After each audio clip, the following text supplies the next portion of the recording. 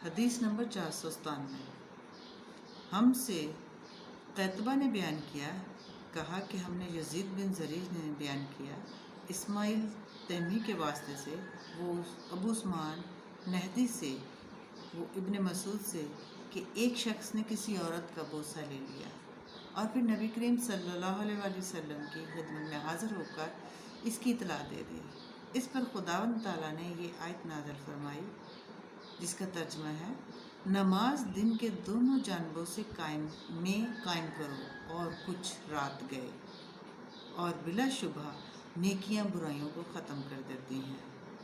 اس شخص نے پوچھا کہ یا رسول اللہ، کیا یہ صرف میرے لیے ہے؟ تو آپ صلی اللہ علیہ وآلہ وسلم نے فرمایا، نہیں، میری تمام امت کے لیے ہے۔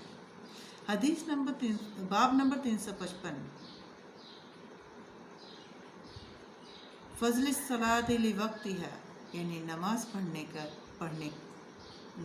وقت پر پڑھنے کی فضیلت۔ حدیث نمبر 499۔ ہم سے ابو الولید ہشام بن عبد المالک نے بیان کیا، کہا کہ ہم سے شعبہ نے بیان کیا، کہا کہ مجھے ولید بن ایزار نے خبر دی، کہا کہ میں نے ابو عمر شیبانی سے سنا، وہ کہتے تھے کہ میں نے اس گھر کے مالک سے سنا، آپ عبداللہ بن مسعود کے گھر کی طرف اشارہ کر رہے تھے، کہ انہوں نے فرمایا کہ میں نے نبی کریم صلی اللہ علیہ وآلہ وسلم سے پوچھا کہ اللہ تعالیٰ کی بارگاہ میں کون سا عمل زیادہ پسندیدہ ہے؟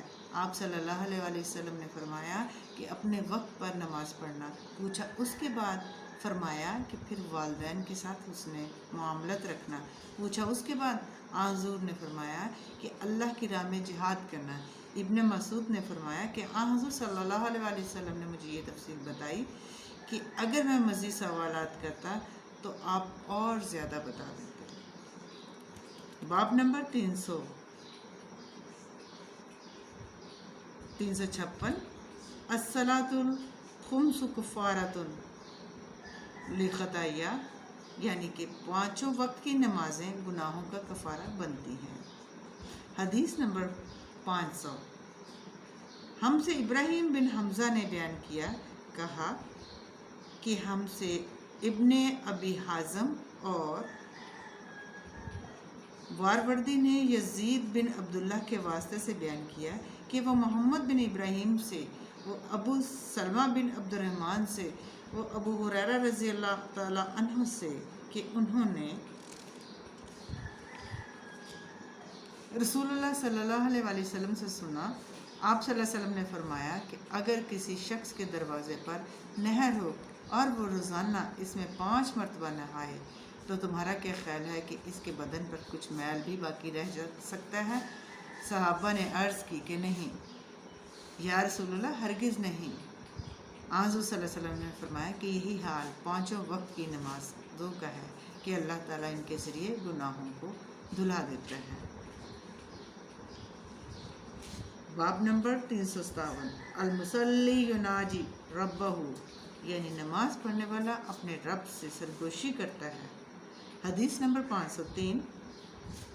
ہم سے مسلم بن ابراہیم نے بیان کیا، کہا کہ ہم سے ہشام قتادہ کے واسطے سے بیان کیا، ہشام نے قتادہ کے واسطے سے بیان کیا، وہ حضرت انس رضی اللہ تعالی عنہ سے، کہ نبی کریم صلی اللہ علیہ وآلہ وسلم نے فرمایا کہ جب کوئی نماز میں ہوتا ہے تو وہ اپنے رب سے سرگوشی کرتا رہتا ہے، اس لیے اسے اپنے داہنی جانب نہ تھوکنا چاہیے، بائیں پاؤں کے نیچے تھوک سکتا ہے۔ حدیث نمبر 504۔ ہم سے حفص بن عمر نے بیان کیا، کہا کہ ہم سے یزید بن ابراہیم نے بیان کیا، کہا کہ ہم سے قتادہ نے انس بن مالک رضی اللہ تعالیٰ عنہ کے واسطہ سے بیان کیا، آپ نبی کریم صلی اللہ علیہ وآلہ وسلم سے روایت کرتے تھے کہ حضور صلی اللہ علیہ وسلم نے فرمایا کہ سجدہ کرنے میں اعتدال رکھو اور کوئی شخص اپنے بازوؤں کو کتے کی طرح نہ پھیلائے، جب کسی کو تھوکنا ہی ہو تو سامنے یا داہنی طرف نہ تھوکے، کیونکہ وہ اپنے رب سے سرگوشی کرتا رہتا ہے۔ سعید نے قتادہ سے روایت کر کے بیان کیا کہ آگے یا سامنے نہ تھوکے، البتہ بائیں طرف تھوک سکتا ہے، اور حمید انس بن مالک سے، وہ نبی کریم صلی اللہ علیہ وآلہ وسلم سے روایت کرتے ہیں کہ قبلہ کی طرف نہ تھوکے اور نہ دائیں طرف، البتہ بائیں طرف یا پاؤں کے نیچے تھوک سکتا ہے۔ باب نمبر 359۔ इबरादी बिज़ुहरी फ़ी शिद्दतिल हर्री, गर्मी की शिद्दत में ज़ुहर को ठंडे वक़्त में पढ़ना। हदीस नंबर 505, हमसे अयूब बिन सुलेमान ने बयान किया, कहा कि हमसे अबू बकर ने बयान किया सुलेमान के वास्ते से, साले बिन केसान ने कहा कि हमसे आरज अब्दुर्रहमान वगैरह ने हदीस बयान की। वो अबू हुरैरा से रवायत करते थे और अब्दुल्ला बिन उमर के मौला नाफे अब्दुल्ला बिन उमर से इस हदीस की रवायत करते थे कि इन दोनों सहाबा रज़ी अल्लाह तआला अन्हुम ने रसूलुल्लाह सल्लल्लाहु अलैहि वसल्लम से रवायत की कि आपने फरमाया, जब गर्मी शदीद हो जाए तो नमाज को ठंडे वक्त में पढ़ो, क्योंकि गर्मी की शिद्दत जहन्नम की आग के भड़कने से होती है।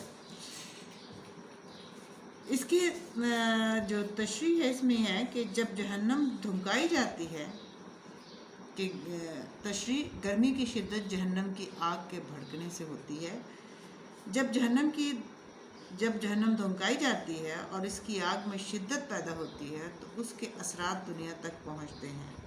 हदीस के ज़ाहिर से तो यही मतलब समझ में आता है। ये भी कहा जा सकता है कि यहाँ सिर्फ जहन्नम की आग से दोपहर की गर्मी की शिद्दत को तशबीह दी गई है कि गर्मी इस वक्त ऐसी सख्त होती है, गुफ़ह जहन्नम है। इससे मालूम होता है कि ज़ोहर की नमाज गर्मियों में कुछ ताख़ीर से पढ़नी चाहिए। हदीस नंबर 506, हमसे मोहम्मद बिन बशार ने बयान किया, कहा कि हमसे गंदर ने बयान किया, इससे शोबा ने मुहाजिर अबुल हसन के वास्ते से बयान किया। उन्होंने यजीद बिन वहब से सुना, वो अबू ज़र रज़ी अल्लाह अन्हा से कि नबी करीम सल्लल्लाहु अलैहि वसल्लम के मुअज्जिन ने ज़ुहर की अज़ान दी, तो आप सल्लल्लाहु अलैहि वसल्लम ने फरमाया कि ठंडा होने दो, या फरमाया कि ठहर जाओ, क्योंकि गर्मी की शिद्दत जहन्नम की आग भड़कने से है। फिर ज़ोहर की अज़ान उस वक़्त कही गई जब हमने टीलों के साए देख लिए। हदीस नंबर 507, हमसे अली बिन अब्दुल्ला मदीनी ने कहा कि हमसे सुफियान बिन ने बयान किया, कहा कि इस हदीस को हमने ज़ुहरी से सुनकर याद किया है। वो सईद बिन मसेब के वास्ते से बयान करते हैं, वो अबू हुरैरा से वो नबी करीम सल्लल्लाहु अलैहि वसल्लम से कि जब गर्मी शदीद हो जाए तो नमाज को ठंडे वक्त में पढ़ा करो, क्योंकि गर्मी की तेज़ी जहन्नम की आग की तेज़ी की वजह से है। जहन्नम ने अपने रब से शिकायत की कि मेरे रब, आग की शिद्दत की वजह से मेरे बाज ने बाज को खा लिया। इस पर खुदावंद ताला ने उसे 2 सांस लेने की इजाज़त दी और इंतहाई सख्त सर्दी, जो तुम लोग एक सांस जाड़े में और एक सांस गर्मी में, इंतहाई सख्त गर्मी और इंतहाई सख्त सर्दी जो तुम लोग महसूस करते हो, वो इसी से पैदा होती है। हदीस नंबर 508, हमसे उमर बिन हफस ने बयान किया, कहा कि मुझसे मेरे वालिद ने बयान किया, कहा कि हमसे आमश ने बयान किया, कहा कि हमसे अबू साले ने अबू सईद खदरी रज़ी अल्लाह तआला अन्हु के वास्ते से बयान किया कि नबी करीम सल्लल्लाहु अलैहि वसल्लम ने फरमाया, ज़ुहर को ठंडे वक़्त में पढ़ा करो, क्योंकि गर्मी की शिद्दत जहन्नम की भाप से पैदा होती है। इस हदीस के मुताबिक सफियान यहया और अबू आना ने आमश के वास्ते से की है। हदीस बाब नंबर 360, इब्राद ज़ुहर फी सफ़र में ज़ुहर को ठंडे वक़्त में पढ़ना। हदीस नंबर 509, हमसे आदम ने बयान किया, कहा कि हमसे नबी तैमुल्लाह के मौला मुहाजिर अबुल हसन ने बयान किया, कहा कि मैंने यजीद बिन वहब से सुना, वो अबू ज़र ग़फ़ारी रज़ियल्लाहु तआला अन्हु से रवायत करते थे कि उन्होंने कहा, हम रसूलुल्लाह सल्लल्लाहु अलैहि वसल्लम के साथ एक सफ़र में थे। मुअज़्ज़िन ने चाहा कि ज़ुहर की अज़ान दे, लेकिन नबी करीम सल्लल्लाहु अलैहि वसल्लम ने फरमाया कि ठंडा होने दो। मुअज़्ज़िन ने थोड़ी देर बाद फिर दोबारा चाहा कि अज़ान दे, लेकिन आप सल्लल्लाहु अलैहि वसल्लम ने फिर फरमाया कि ठंडा होने दो। जब टीले का साया हमने देख लिया तब अज़ान कही गई। फिर नबी करीम सल्लल्लाहु अलैहि वसल्लम ने फरमाया कि गर्मी की तेज़ी जहन्नम की तरह से है, इसलिए जब गर्मी सख्त हो जाया करे तो ज़ुहर की नमाज ठंडे वक्त में पढ़ा करो। इब्न अब्बास ने फरमाया کہ یتیفہ کے معنی ہے تیمیل جھکنا، مائل ہونا، یعنی حدیث میں جو لفظ سایہ آتا ہے وہ دفیہ سے مشتق ہے، اور دفیہ کے معنی جھکنے کے ہیں، چونکہ سایہ ایک طرف سے دوسری طرف جھکتا اور مائل ہوتا رہتا ہے، اس لیے اسے فی کہا گیا ہے۔ باب نمبر 361، وقت الظہر عند الزوال، یعنی ظہر کا وقت زوال کے فوراً بعد۔ حضرت جابر رضی اللہ تعالیٰ عنہ نے فرمایا کہ نبی کریم صلی اللہ علیہ وسلم بھری دوپہر میں ظہر کی نماز پڑھا کرتے تھے۔ حدیث نمبر 510، ہم سے ابو الیمان نے بیان کیا، کہا کہ ہم سے شعیب بن زہری کے واسطہ سے بیان کیا، انہوں نے کہا کہ مجھے انس بن مالک نے خبر دی کہ جب سورج مغرب کی طرف جھکا تو نبی کریم صلی اللہ علیہ وسلم باہر تشریف لائے اور ظہر کی نماز پڑھی، پھر ممبر پر تشریف لائے اور قیامت کا تذکرہ کیا۔ آپ صلی اللہ علیہ وسلم نے فرمایا کہ قیامت میں بڑے عظیم حوادث پیش آئیں گے۔ پھر آپ صلی اللہ علیہ وسلم نے فرمایا کہ اگر کسی کو کچھ پوچھنا ہو تو پوچھ لے، کیونکہ جب تک میں اس جگہ پر ہوں تو مجھ سے جو بھی سوال کرو گے میں اس کا جواب دوں گا۔ لوگ بہت زیادہ آزاری کرنے لگے اور آپ صلی اللہ علیہ وسلم برابر فرماتے جاتے تھے کہ جو کچھ پوچھنا ہے پوچھو۔ عبداللہ بن حذافہ سمیع کھڑے ہوئے اور دریافت کیا کہ میرے باپ کون ہیں؟ آپ صلی اللہ علیہ وسلم نے فرمایا کہ تمہارے باپ حذافہ ہیں۔ آپ اب بھی برابر فرما رہے تھے کہ پوچھو، کیا پوچھتے ہو؟ اتنے میں حضرت عمر رضی اللہ تعالیٰ عنہ گھٹنوں کے بل بیٹھ گئے اور انہوں نے فرمایا کہ ہم اللہ تعالیٰ کے رب ہونے، اسلام کے دین ہونے اور محمد صلی اللہ علیہ وسلم کے نبی ہونے سے خوش اور راضی ہیں۔ اس پر حضور چپ ہو گئے۔ پھر آپ صلی اللہ علیہ وسلم نے فرمایا کہ ابھی میرے سامنے جنت و